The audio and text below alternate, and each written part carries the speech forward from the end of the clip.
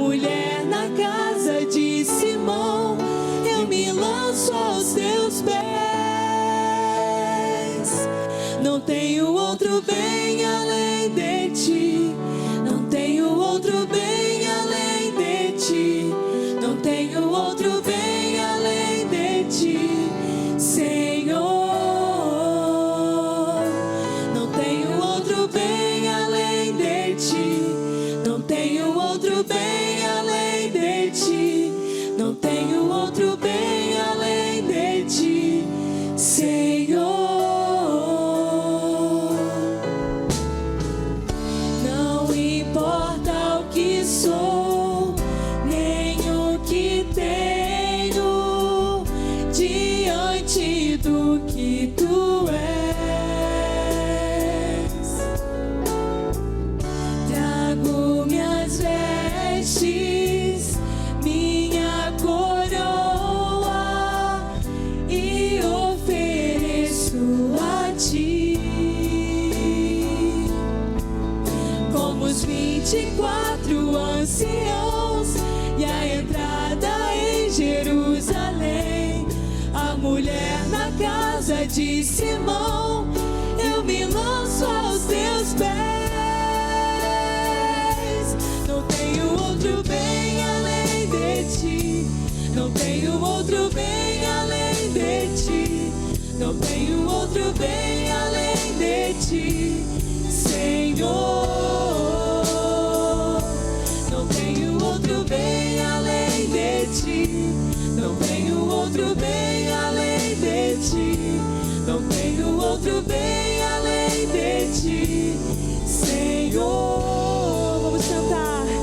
Eu te amo, eu te amo, eu te quero, eu te quero, eu te adoro, meu Senhor.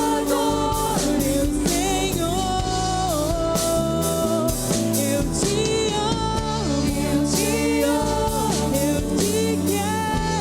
te quero, eu te adoro, e eu não tenho outro bem além de ti, não tenho outro bem além de ti, não tenho outro bem além de ti, não tenho outro bem além de ti, Senhor. Não tenho outro bem além de ti, não tenho outro bem além de ti, não tenho outro bem além de ti, Senhor. A igreja mais uma vez.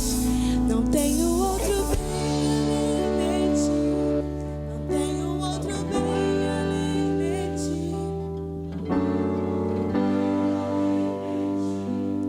Senhor. Não tenho outro bem além de ti, não tenho outro bem além de ti, Senhor. Amém. Obrigado, Senhor, porque o Senhor é nosso bem mais precioso, Pai. Tudo ao nosso redor, Pai, diminui de valor de forma tão drástica, Pai, quando encontramos o Senhor, quando somos encontrados pelo Senhor. Ó Pai, nós te glorificamos, ó Deus, porque o Senhor é o nosso bem mais precioso. Obrigado, Pai, porque fomos feitos teus filhos, ó Deus, por meio do teu Filho Jesus. Nós te honramos, Pai, nesse momento. Amém. Olá, meus amados irmãos da CIB Macaé, tudo bem com vocês? É uma grande alegria poder contribuir com o culto de oração nos lares.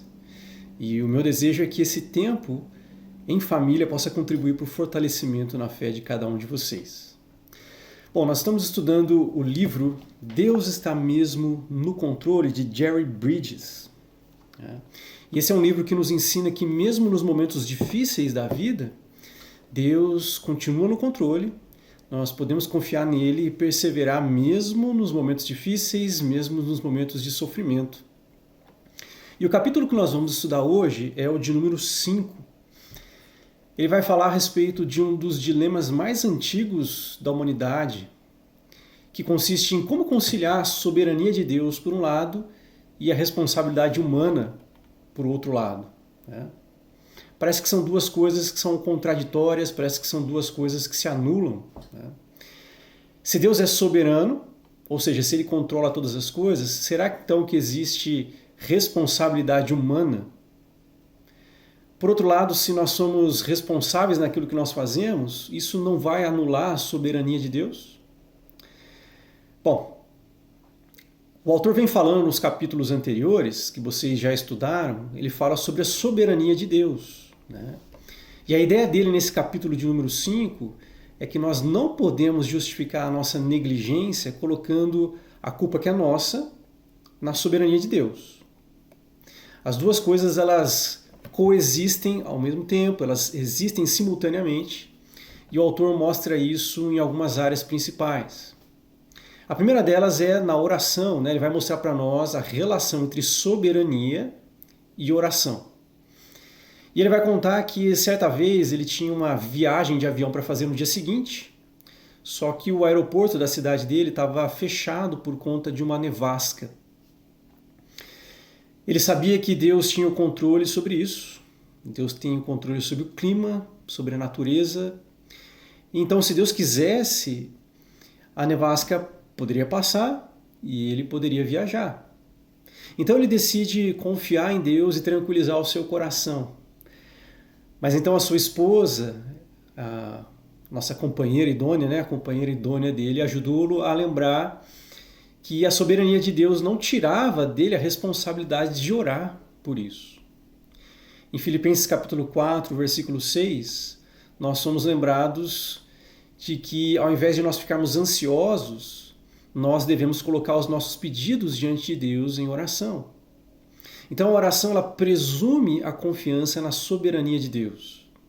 Se Deus não for soberano, então não tem nenhuma garantia de que Ele vai ser capaz de atender as minhas orações. Então por isso a soberania não deve diminuir as nossas orações, pelo contrário, né? Ela deve encorajá-las.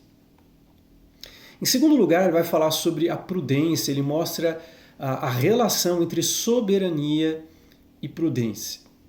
Então o fato de Deus ser soberano não elimina a nossa responsabilidade de sermos prudentes nas coisas que nós fazemos. E Davi, o rei Davi, é um exemplo disso. Ele recebeu uma promessa de Deus de que seria rei de Israel. E apesar disso, Davi ele não foi imprudente, mas ele tomou todos os cuidados necessários para não ser morto por Saul. Então Saul queria matar Davi, Davi já tinha a promessa de que ele seria o novo rei de Israel, ele não simplesmente descansou, ele falou, eu não vou fazer nada porque Deus vai cuidar de tudo, não, ele tomou todos os cuidados para se proteger. E Neemias também é um exemplo desse equilíbrio. Em Neemias capítulo 4, versículo 20, ele afirma ali, crê que Deus lutaria por eles, lutaria contra os inimigos de Israel que queriam atrapalhar a reconstrução dos muros de Jerusalém. Só que essa confiança que ele tinha em Deus não o impediu de colocar a metade do povo para trabalhar, e essas pessoas que trabalhavam com uma mão e com a outra mão carregavam uma espada, e a outra metade do povo ficava de guarda para proteger o povo do ataque dos inimigos. Então nós precisamos sempre confiar na soberania de Deus, mas isso nunca pode nos levar a sermos imprudentes nas nossas ações. Precisamos ser responsáveis. Em terceiro lugar, o autor ele vai falar sobre a relação entre a oração e a prudência. A oração é o reconhecimento da soberania de Deus e da nossa dependência de que Ele vai agir em nosso favor. Deus ele está no controle, não eu, e por isso eu peço ajuda para Ele, né? Porque Ele tem o controle de todas as coisas. Agora, a prudência, por outro lado, é o reconhecimento da responsabilidade que nós temos de usar todos os meios legítimos, embora a nossa confiança não esteja neles, mas apenas em Deus. E o capítulo ele mostra para nós um exemplo lá em 1 Crônicas, capítulo 5. E nesse capítulo ele mostra ali uma situação na qual algumas tribos de Israel lutam contra os seus inimigos.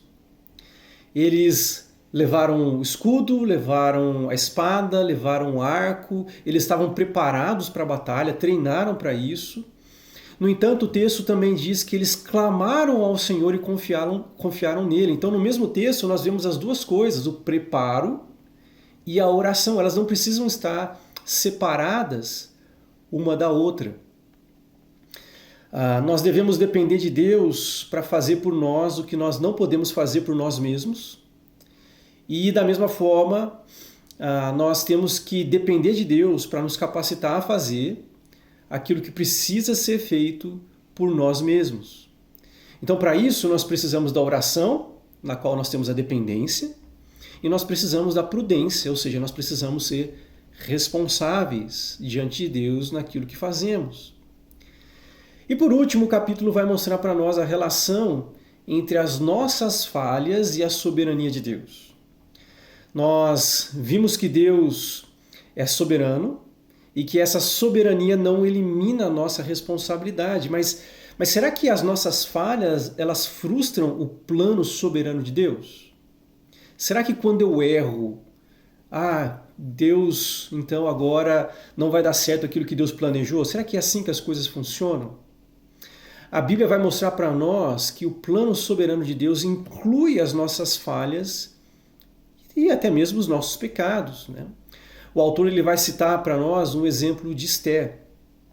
Inicialmente, Esther ela diz para o seu tio, Mardoqueu, que ela não poderia ir até a presença do rei para interceder por Israel sem ser chamada, porque senão ela poderia morrer. Mas a resposta de Mardoqueu é que se ela se calasse, o socorro de Deus viria de outro lugar. Então isso significa que a soberania de Deus não estava limitada às ações de Esther. Se ela decidisse desobedecer e não fazer nada, ainda assim Deus cumpriria o seu plano soberano de uma outra forma. Então, meus irmãos, não existe conflito entre a soberania de Deus e a responsabilidade humana. As duas coisas são claramente ensinadas na Bíblia. Então, diante disso, eu quero deixar para vocês aqui alguns desafios a partir desse capítulo que nós estudamos. O primeiro deles é que você deve confiar na soberania de Deus. Nós precisamos descansar na verdade de que Deus está no controle de todas as coisas, mesmo nos momentos difíceis da vida em que parece que você está sozinho, que você está desamparado, em que as coisas estão diferentes daquilo que você gostaria que fossem. Deus está no controle, Deus não perdeu o controle disso. Confia no Senhor. E você pode demonstrar essa confiança na soberania de Deus através da oração.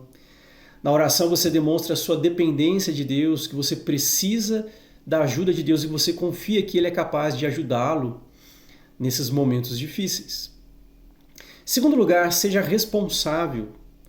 Planeje fazer aquilo que é certo. Se esforce para fazer o melhor, para agradar a Deus em todas as coisas. Mas faça isso sem jamais confiar nas suas próprias forças. E se no final você fizer aquilo que é certo, lembre-se que foi Deus que na sua soberania o capacitou a isso. Que possamos então descansar nessa verdade de que o nosso Deus é soberano e que nós somos também responsáveis ao mesmo tempo por fazermos aquilo que devemos. Que isso possa ser um encorajamento para nossas vidas, tanto a descansar no Deus soberano, como também a sermos responsáveis em obedecer e fazer a vontade do nosso Deus. Que Deus o abençoe, meu irmão. Até a próxima!